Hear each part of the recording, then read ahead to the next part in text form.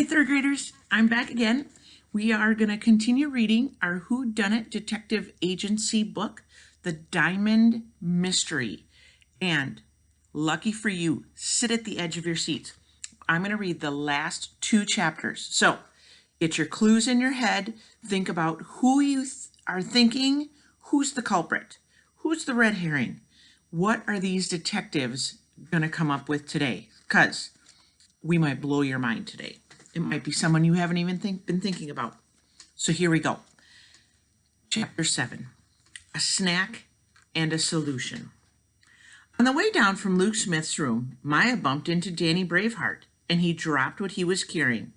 Betting slips and gambling tickets fell like confetti and scattered down the stairs. Danny hastily gathered all of the fallen paperwork and cast a worried look down the stairs. Ah, thought Maya. That's what he was doing when I interrupted him earlier. He was sitting at his desk gambling instead of polishing the jewelry like he is supposed to. And now he's afraid that Mohammed Carrot will catch him. Here's the picture. So can you see the steps and can you see all the lottery tickets that are falling down? Look at his face. He looks really worried.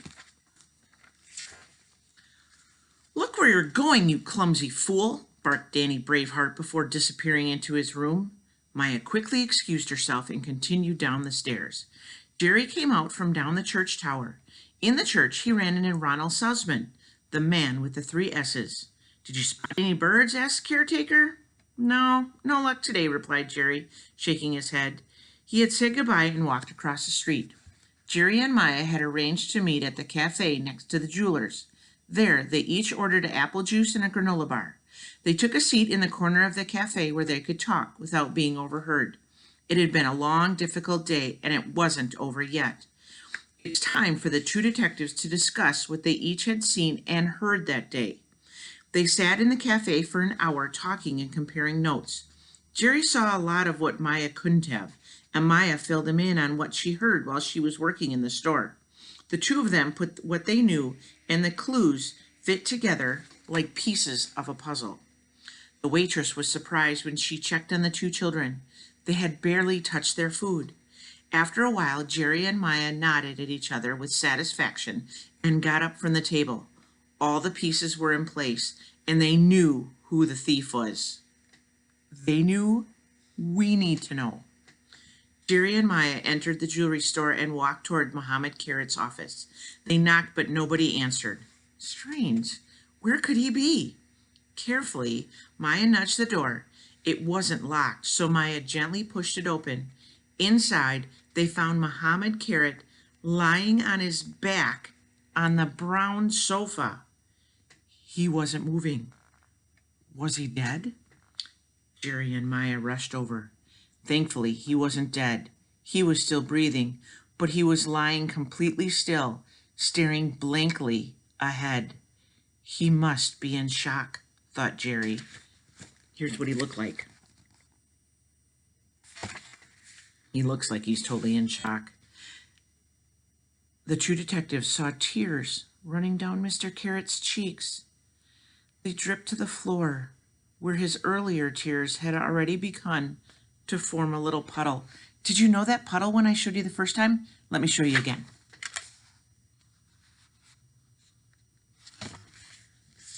There's that puddle. Today, the 7th diamond was stolen, he sniffled. It's over. I have to sell my beloved store. Not so fast, Mr. Carrot, said Maya. We think we know who has stolen your diamonds. In a flash, Mohammed Carrot sat up on the sofa and his eyes were wide. Okay, what's your guess? Who is it? Here we go, Chapter 8. Who, why, and how? Let me guess, said Mohammed Carrot eagerly, wiping the tears from his mustache. It must be Vivian. She's disappointed because she's not getting a raise. She stole my diamonds so she could build a new house. Then she buys expensive necklaces and clothes with the money instead. Or how could she? Groaned Mohammed Carrot. Vivian is innocent, said Maya, but she has a fiancé, A rich man who showers her with presents. Vivian didn't steal your diamonds. The only thing she's guilty of is kissing customers at work. I know who it is, cried Mohammed Carrot, jumping up. It's Danny Braveheart, that crafty old fox. He's cheated me. Mohammed Carrot shook his clenched fist towards the floor above where Danny Braveheart worked. He stole my diamonds to ruin me, roared Mohammed Carrot. Once he has enough money, he'll buy back the store that his father once owned. Of course, Danny Braveheart wants to get rich, agreed Jerry, but not by stealing your diamonds. He gambles on horse races. Danny Braveheart isn't a particularly friendly or dedicated employee, but he isn't a diamond thief. Okay, so we know it's not Vivian nor Danny. Mohammed Carrot sank to his knees, weeping with rage. He banged his fist on the floor. Luke Smith, he hollered. You bragging sports car driving villain, how could you? Mohammed Carrot fell silent. A wrinkle appeared in his sweaty forehead. Yes, how could he asked, and he looked at Jerry and Maya. How on earth did he get the diamonds out of the store, and where is he hiding them? The main character in this story is actually an apple, said Maya. An apple that isn't there. Huh? Mohammed Carrot scratched his head. Jerry scratched his nose. Mr. Carrot clearly didn't understand, so Maya continued. Here we go, are you ready? Every morning, Luke Smith brings an apple to the office, but he doesn't eat it, and he doesn't take it home. So the question is, where does that apple go?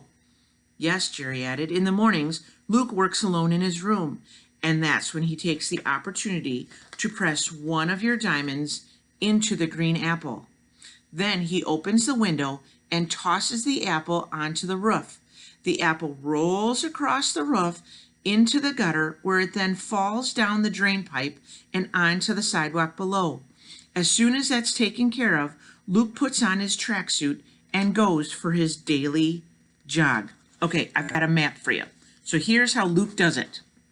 Okay, so you can kind of see, so out comes the apple, down the drain pipe, down into more of a gutter, and then out, kind of like rain falls. So the apple just rolls out of here, and then he comes out the door, picks up the apple, and goes for his daily jog. No one would suspect anything. Mohammed Carrot looked at the two detectives with his mouth wide open. Maya said, just in front of the drain pipe, Luke, your healthy apple-eating jogger, stops and pretends to tie his shoelaces. Aha! He ties his shoelaces. And that's when he picks up the diamond-stuffed apple and runs to the post office to lock it in a safe deposit box. We think there will be 7 green, or not so green, apples in a safe deposit box, and you'll find the key in Luke Smith's tracksuit, concluded Maya. By golly, you solved the case, cheered Mohammed Carrot as he jumped up in the air with joy. Here he's jumping up in the air with joy. After he calmed down, he went to his safe and took out a thick stack of dollar bills. Here you are, he said happily. I'm very pleased with the whodunit detective agency. But now, you must excuse me. Luke Smith and I are going to take a walk to the post office together. Jerry and Maya walked out of the office. Vivian was standing outside. She had been listening at the door as usual. Oh, I was just, she said, blushing. Jerry and Maya looked at each other and tried to hide their smiles. On the bus ride home, Maya suggested they buy a computer with the money they had just earned from Mohammed Carrot. But Jerry wasn't listening. He was looking out the window and scratching his nose. Now I understand, he said, and finally laughed. Danny Braveheart was talking about gambling on horses when he said, you only need 1 horsepower if you choose the right one. Exactly, exclaimed Maya. He was thinking about winning a horse race as usual. A good detective leaves no questions unanswered, he said, and smiled admiringly. The next day, the church caretaker, Ronald Sussman, and everyone else in the little town read something very exciting in the newspaper. The end. Okay, so let me show you a picture of all the apples in that safety deposit box. So there he is. You can see that the apples are shining. Why are they shining? Oh, yeah, that's right. They've got all those diamonds in there. So young detectives solve the diamond mystery. So, this is a weird kind of ending. So I'm going to read this to you. There's an ending to this book that the author included. It says, the whodunit agency solves yet another case. So here's what the article said. The young detectives of the whodunit detective agency, Maya and Jerry, have successfully solved a difficult case. Through clever investigative work, they have linked one of Muhammad Carrot's jewelry store employees to a crime. 29-year-old Luke Smith has confessed to police that he stole 7 diamonds, each worth thousands of dollars. Mysteriously, Jerry has told the paper that he and Maya have 3 S's to thank for helping them solve the case. Now, a long prison sentence awaits Luke Smith, and there will be certainly many more assignments to come for Jerry and Maya's newly open but already successful detective agency. So, pretty good article that was written. Now, if you really like this book, apparently the author wrote another one called The Hotel Mystery. So you can check that out. Either maybe Epic has it, or maybe when the library's open again, you can check that out. Maybe we'll have to ask Mr. Pritchard if he can put some of these books in his library for us. Okay, so we finished this story. We have been thinking about clues. We have been growing as detectives. The last time that you and I talked, we talked about how some of our ideas kind of changed. We might miss some of those clues. And I was thinking about that when I was listening, that Luke was putting all of his diamonds into the apple. That was one thing that I missed. I didn't really pay much attention to that apple. I wasn't thinking about that apple. So I wasn't really thinking about any of the other characters, more importantly, any of the other items that are part of a story. So here's your job for today. You're going to open up your Google Doc, you're going to put today's date, and what I want you to do is, because we're growing as detectives and because we're growing as writers and as readers, what I want you to do today is I want you to think about how you might have changed a little bit. So what you're going to do is you're going to think of, I used to, but now I. So what did you used to do when you first started thinking and reading mysteries? But now that we've been talking through all of these things about what good mystery readers do, what do you do now? So I have an example. So I used to only predict about only the detective. So I used to only really think about that detective. But now I predict, so my thinking, I predict thinking about lots of characters. And I could add to this lots of items within the book, kind of like the apple that happened in our detective agency book, or even think about the scarf from Wallace Wallace. Think about the tote bag that Wallace Wallace had with that moose on it. Think about all the green references. So today in your Google Doc, go ahead, date it. I used to, but now I. So really think about what you used to do, and really think about now how your thoughts and your detective work has changed. Okay, go to it.